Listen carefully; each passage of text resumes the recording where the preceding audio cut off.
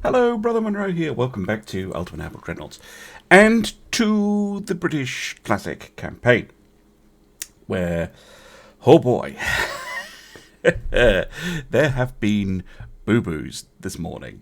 So, first off, I spent about 20 minutes wondering why the game was crashing, and I was worried that I'd broken my save, and I was still trying to run the great game version of the game and load a classic save, and that doesn't work. The game goes tremanpoline and complains at you. So yeah, that took me about 20 minutes. And then you might also notice the fact that my commentary seems a little disjointed from the action as these torpedo boats close in on this lone American battleship. And that is because, as many long-term viewers will know, I have children. And I love my children. And one of them came home from school yesterday very upset. And one of the few things that made them calm, help them calm down, was I opened a notepad and they were hitting buttons and watching the text go and that shit like that. Unfortunately, what I didn't realise was they hit a keyboard shortcut that I had no idea existed, nor did I see them actually press it, because they were pressing a lot of things, that disabled my microphone in software, which meant that I've recorded this episode already. This is post-commentary, and this is going to be on episode 10 as well. Now, long-term viewers will also know that I suffer from long COVID, and that I have limited, shall we say, reserves of energy to record, to make videos, stream. Well, I haven't been streaming because I've actually been pretty bad the last few months actually. It's been particularly bad. It's still bad. I can't sit here for a full hour and re-record all the commentary, especially the battle commentary, which I find very, very difficult to record in post. So please bear with me for this episode and the next one, as I try and recover some of the commentary. Anyway, enough of my waffling. What we have here is the Ohio, which a few of our torpedo boats have managed to corner. And with the upgraded 3.3 kilometers torps, pretty sure we'll be able to get some hits in. And I believe that's a pretty good shot. Yeah, there we go. Away you go, the torpedoes. And yeah, see what I mean? I'm really bad at doing post-battle commentary. I find it so difficult. It's live battle commentary I'm fine with, because I'm talking through what I'm doing. Now I'm just watching it. Like, yep, away goes the torpedo. Silent.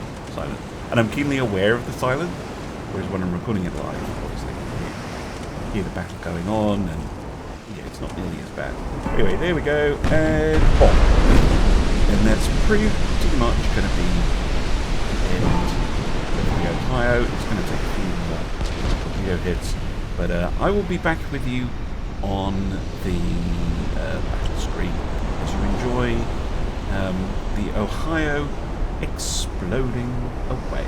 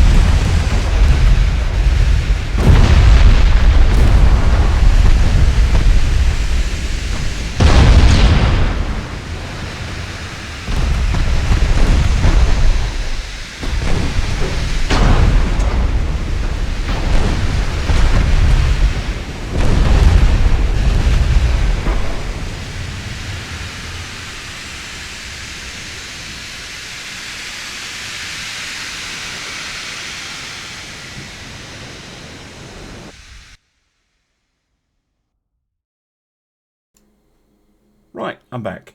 So, I'm continuing to sell off the Duke of Edinburgh class to Denmark. I am continuing to have a fleet block the invasion of Bermuda. But I think this is where I'm not sure, actually. I'm checking my stuff. Oh, yeah, I've gone over budget. That's what I've realised. So I'm just going to suspend some of the cruisers. Again, this is much easier to do live. And there was some quite scintillatingly good live commentary, I would have said, personally. But, no, apparently, screw you. So, yeah, I'm going to maintain that. And I think at this point, I would go for a peace deal. But I will later change my mind and attack Cuba directly, just to make sure that we have booted the Americans out of the Caribbean and South America completely. Oh, there we go. I'm doing it now. There we go. See, I do remember some things about what I did. Right, sometime later, we actually get a peace deal. And then I also noticed, which I haven't actually fixed, I need to go and do that, Northern Alaska didn't appear in the list, which is a bit weird. So I need to go and see why that is. It should have appeared in the list of territories we could take. But I decided to take the Aleutians and Alaska.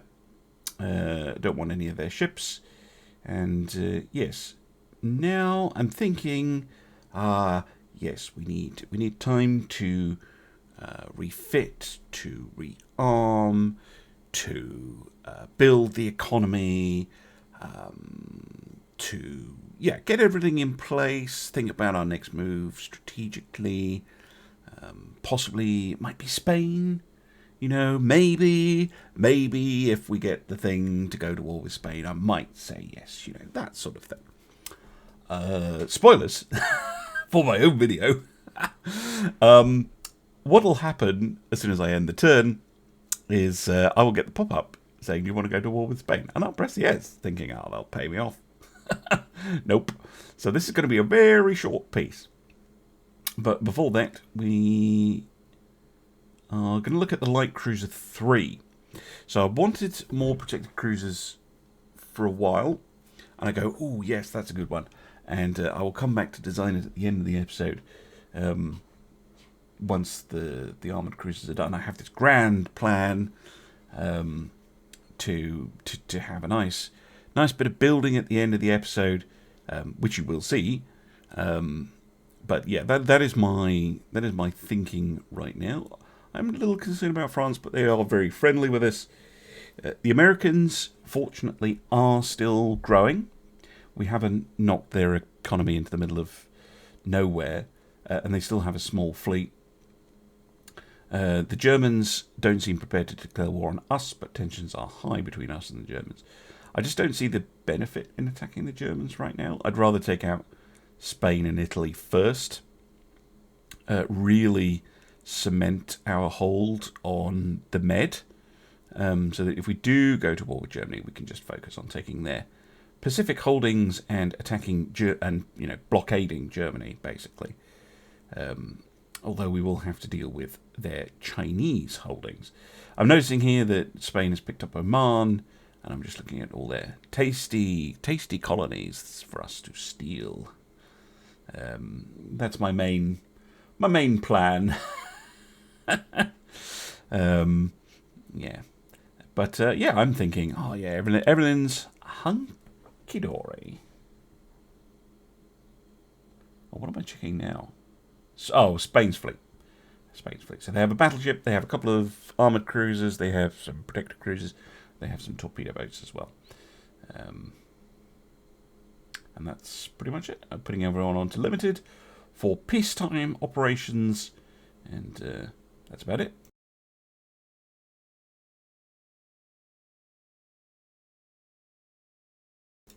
And there we go. I press the button, and Spain shows violence, which is hilarious. Yeah. Cool. We'll go to war with Spain immediately. We'll have no period of peace. Sure. Fortunately, they don't have any allies. Nothing happens there. The Danes wanted a new Duke of Vendar class, and I said no. Now, this thing with Hawaii, this pissed me off because I said yes, and I will send some ships over to do it, because we have... I'll notice that we have some ships somewhere. What am I doing? I don't actually know what I'm doing there. What am I doing? Oh, I have no idea. Oh, putting everyone on sea control. Well, that was the most complicated way I could possibly do that. But yeah, the problem with Hawaii is you'll see me ordering this fleet to go deal with it. Guess what? They take 1 turn longer to get there than the Conquest gives me. Because it starts on 0 of 6. And rapidly, so basically I only have 6 turns to get there. Yeah, I won't. I'll be 1 turn short because, of course, Panama Canal, not finished yet. Which I forgot. Again. Because I'm an idiot. However, we have plenty of ships, so some ships are being sent to Western Sahara, some are going to the East Philippines, and I will send some to Oman as well, and then we'll clean up all of... we'll go outside in against Spain, basically. Take all of their colonies, take all of their islands, and then move in to take mainland Spain. So my aim here is to eliminate the Spanish completely. We've eliminated China. We want to take out Spain as well. Anyway, we do get a battle.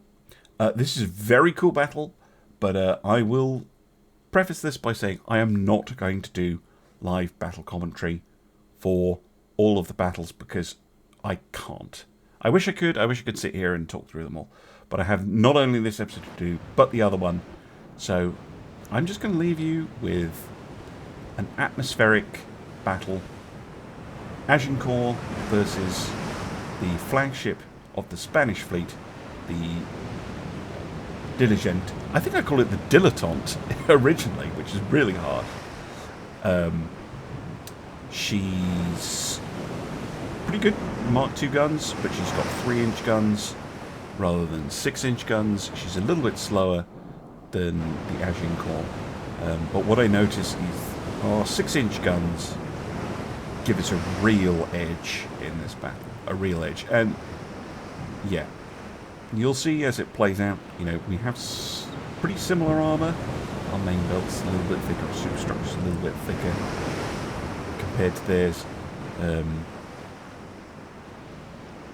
Interesting fight, really interesting fight. But I will see you when it's over.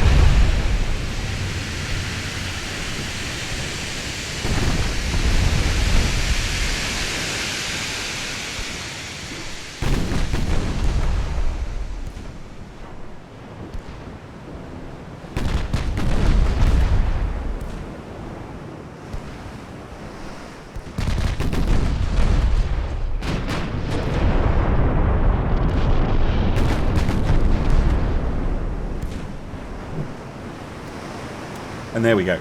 So as you saw, hopefully, the 6-inch guns and torpedoes and just that little bit of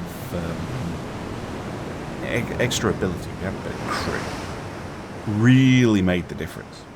And yeah, allowed us to do one-on-one, even though Adrien Core is, you know, smaller and they're reasonably similarly priced. I did start at 72. I think the Adrien Core is about 80, something like that. But you can see there, you know, main gun accuracy for us was 48%. Secondary gun accuracy 54%. Really, really just throwing so many shells at that Spanish ship. I avoid doing this battle because I don't want to. It's just a good way to lose torpedo boats. And I think that's all. Oh yeah, I'm going to start queuing up naval invasions. That's what I'm going to start doing.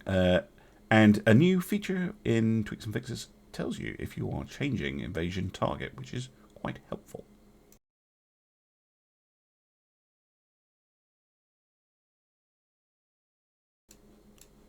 Right.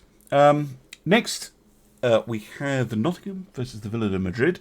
And again, I'm not going to talk through the whole battle because, yeah, I can't. do it twice in one day, and I have to go and record the other episode, re-record over the other episode as well. So we're going on about it. But this is again interesting. 1v1. We do have an extra torpedo boat. I will fully confess that I made a cock up of this. And I will also say that this Spanish cruiser is one of the best captained ships I've ever seen. Incredibly well captained. Just the Spanish absolutely fighting like Trojans in this one. Or Spartans. Or Greeks. I don't know. They're fighting really well. Fighting like Spaniards. Spaniards fight well. Yeah, so they're doing a fantastic job in this battle, and I hope you enjoy.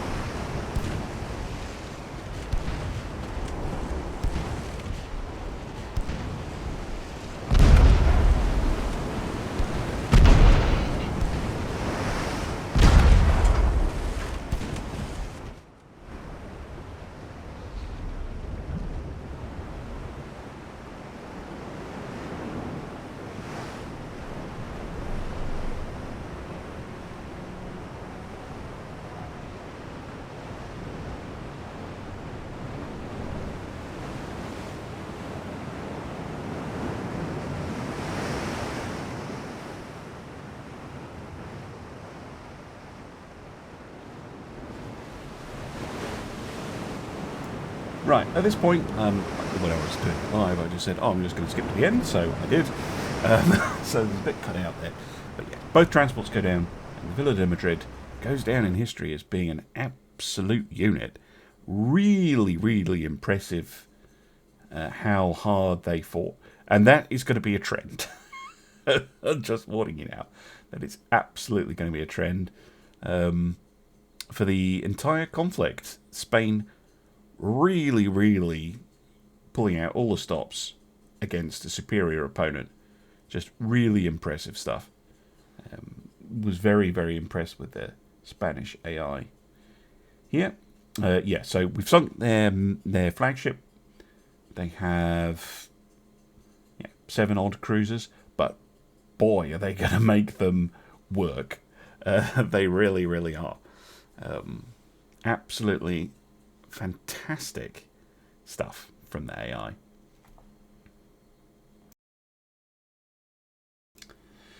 Speaking of, we have our next battle.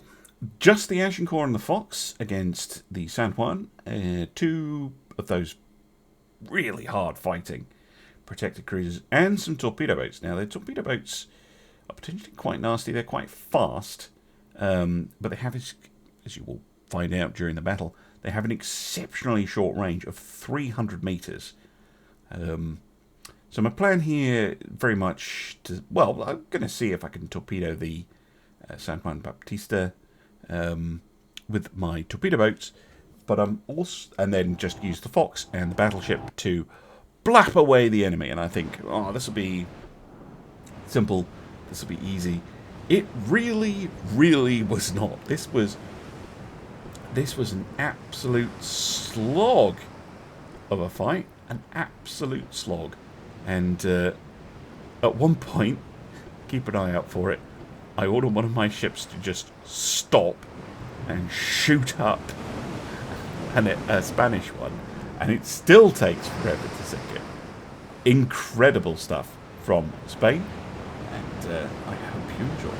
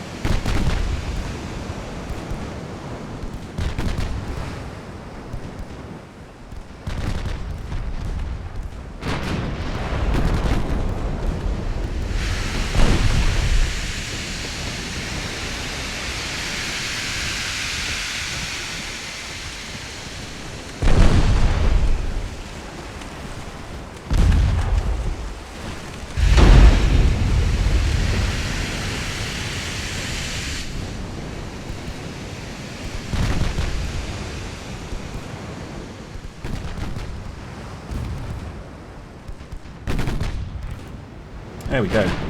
Boom. End of the Spanish. And I'm sorry if it's a bit weird, this episode, and the next one. But I couldn't think how else to kind of handle this, because I really don't like, or can't, more accurately, re-record all of the commentary, or pretend that I didn't make a massive cock up, because I did. I should have checked, and I often do. I often check, when I start recording it every day, to see if anything has been changed. Usually it's a Windows update.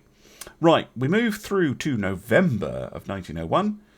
Philippines under control. We're starting the invasion of Guam. And my next plan is to move on the Balearic Islands, Ibiza, etc. Spain still has ships. And my thought was, right, let's get this Light Cruiser 3 done.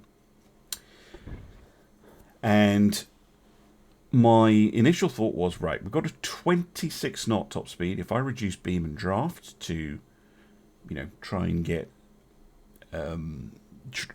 make the engines not have to work super hard. 6,000 tons, 26 knots. That'll be pretty decent. And I wanted it to have long range and maximum bulkheads. A step change in our cruiser force, fast interceptors that could harass enemy shipping, move out ahead of the main fleet in a fleet action, destroy torpedo boats, that sort of thing. That was my plan. So I thought triple stacker, nothing crazy. I play around with the speeds. 26 knots would have been the optimal speed to go for, I thought, because going past 26 knots, very, very heavy, and slowing down from 26 knots didn't give me that much back. So we were right in that kind of very efficient sweet spot. I thought a 7-inch gun would be good. I'm about to try and muck about with barbettes to see if I can do some nonsense super firing stuff. I think I did actually manage it, but for my money, it's a little bit cramped. It's a little bit, and it's not really what this hull was designed to do. So forgive my fiddling around. I will eventually decide not to bother trying to fit a super firing pair up front, which is fine. I'm going to end up. There you go. I did actually manage it, but it looks really weird, and also I didn't think I was going to have the weight to do it. So I will. Yeah, there we go. Decide. Nope. I'm just going to go with the single forward 7-inch gun, single 7-inch gun aft, and a bunch of secondary guns 3-inch along the sides. So very similar to our existing cruisers in design philosophy. 2 big guns, and a bunch of smaller guns, with the big guns for splash damage against cruisers, and the 3-inch guns for transports and torpedo boats. The main offensive power is going to come from this very heavy torpedo broadside that we can throw out with the underwaters, and I think, did I throw a deck launcher on as well? I did. Yeah, and a twin deck launcher as well. So this thing is packed to the gills with torpedoes. I'm really feeling it. I'm like, oh yes, this is good.